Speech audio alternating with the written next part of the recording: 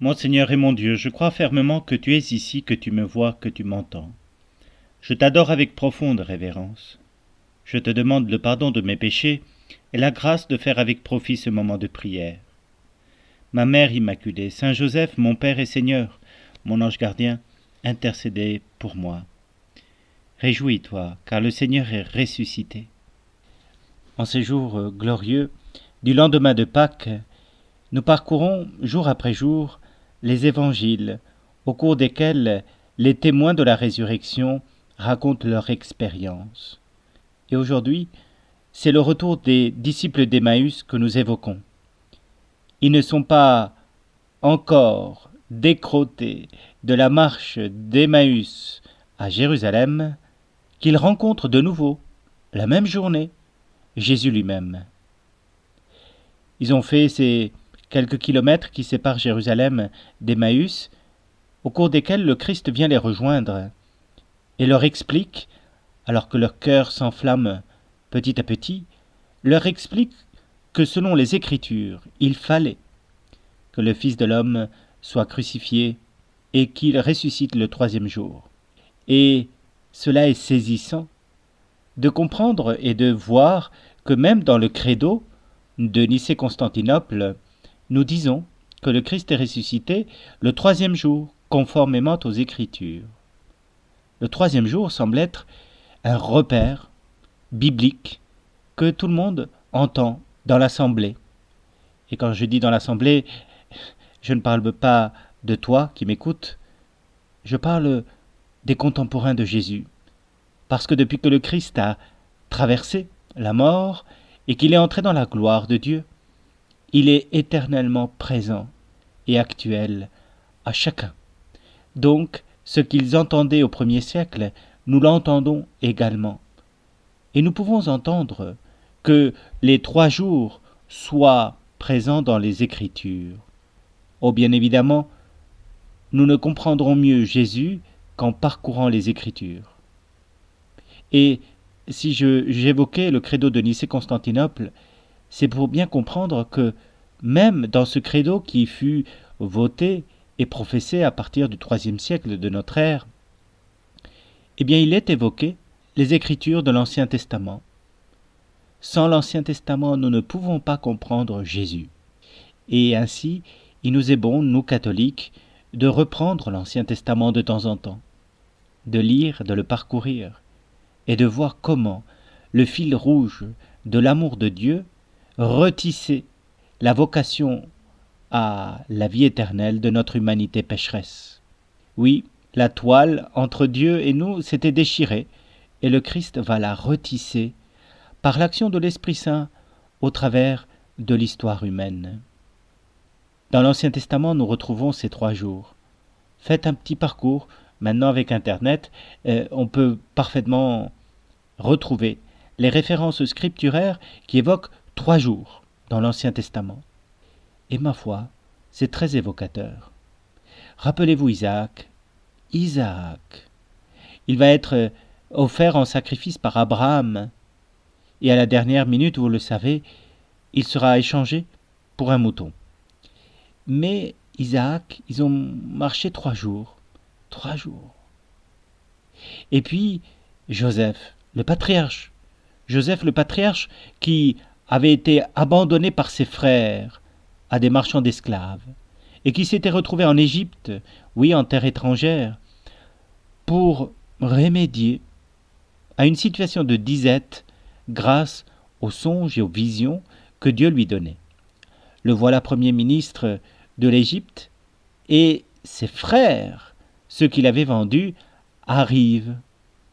Et là, pour les faire en quelque sorte réfléchir, en même temps que pour leur faire peur, pour qu'ils comprennent les enjeux de la situation, il les fait enfermer 3 jours, encore une fois 3 jours, dans le cachot. 3 jours. Rappelez-vous encore, c'est Jésus lui-même qui fait l'analogie directe avec Jonas. Jonas, le signe de Jonas sera donné à cette génération. Quel signe? Peut-être bien celui de cette baleine qui engloutit Jonas et qui pendant 3 jours le garde dans son ventre. Chose étrange, vous avouerez, mais quand même un signe que l'on retrouve pendant des siècles dans la tradition juive, et qui certainement devait être évoqué dans la synagogue, dans les différents commentaires rabbiniques que l'on donnait de l'écriture chaque sabbat, que les premiers chrétiens, tous juifs bien sûr, connaissaient parfaitement, selon les Écritures. Oui, le Messie doit ressusciter selon les Écritures. Il y a même une évocation un peu mystérieuse chez Osée, le prophète Osée, au chapitre 6, verset 2. Une évocation du fait que Dieu ne laisse pas le juste demeurer plus de 3 jours dans la nuit, dans le châtiment. Il viendra le secourir au bout de 3 jours.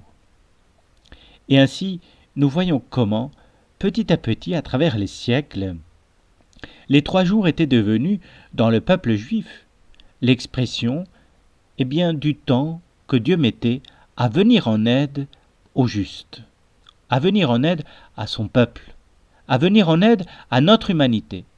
Car en fin de compte, on pourrait comprendre que cette attente de la résurrection était universelle, que Dieu viendrait ressusciter l'humanité au bout de ces 3 temps, de ces 3 jours. Peu importe si nous universalisons un peu trop vite. Le fait est, Seigneur, que tu es ressuscité au bout de 3 jours, et qu'ainsi tu expliquais à tes disciples comment dans les Écritures tout ce qui était annoncé s'est accompli. Isaïe, avec le serviteur souffrant, l'agneau pascal, tout cela était et annoncé en préfigurant le Messie, ce qui était en songe en quelque sorte devenait réalité en Jésus-Christ. Et même, voilà, cette victoire définitive de Jésus sur la mort par sa résurrection. Quelle force dans l'écoute que le Seigneur nous permet d'avoir de sa parole. Et ainsi, en méditant, Seigneur, ce que tu nous disais par l'action de l'Esprit Saint, à travers les auteurs inspirés des âges qui ont précédé ta venue, nous devinons tout ce que tu peux nous apporter en méditant les Écritures. Ne laissons pas passer l'occasion, Seigneur, de parcourir ces Écritures qui permirent à Pierre et aux apôtres, au jour de la Pentecôte, de proclamer l'Évangile à toutes les nations, dans toutes les langues, pour que tous la comprennent. Oh, bien évidemment, il y avait quelque chose d'extraordinaire ce jour, car les apôtres ont reçu la force de l'Esprit Saint de telle façon qu'elle puisse être contenue dans l'Église jusqu'à la fin des temps, par cette transmission merveilleuse, majestueuse, de l'imposition des mains que les généalogies d'évêques accomplissent dans l'Église. Et ainsi, d'une génération à l'autre, l'Esprit Saint est remis entre les mains des disciples du Christ qui en témoignent à toutes les nations pour vivre de cet esprit. Je finirai en évoquant la force de cet esprit.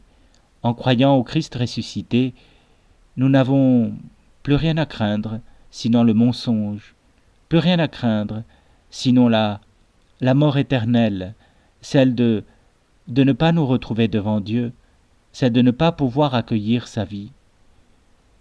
Par la résurrection du Christ, le Seigneur nous donne une force inouïe pour être des hommes et des femmes intègres dans ce monde. Sollicitons sa grâce, il nous aidera certainement. Dieu soit béni, il est vraiment ressuscité. Alléluia. Je te remercie, mon Dieu, des bonnes résolutions, des actes d'amour et des inspirations que tu m'as communiquées dans cette méditation. Je te demande de m'aider à les mettre en pratique. Ma Mère Immaculée, Saint Joseph, mon Père et Seigneur, mon ange gardien, intercédez pour moi.